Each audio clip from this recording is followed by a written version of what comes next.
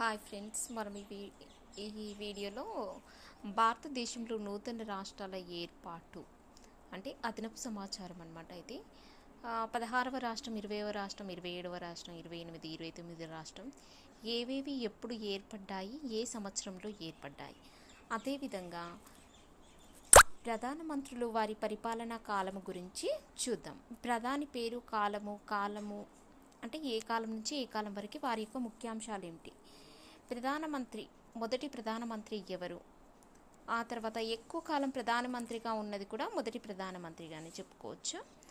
ఆ తర్వాత వచ్చేసి అవిశ్వాస తీర్మానం వల్ల పదవి రాజీనామా చేసిన వారు విపి సింగ్ అని 1989 నుంచి 1990 వరకు కొనసాగడం జరిగింది. దీనికి సంబంధించిన సమాచారం మన ప్లేలిస్ట్లో ఉంది. ఎవరికైనా నచ్చినట్లయితే నా ఛానల్ని సబ్స్క్రైబ్ చేసుకొని ప్లేలిస్ట్లో ఉన్న వీడియోస్ని చూడండి ఫ్రెండ్స్. Thank you.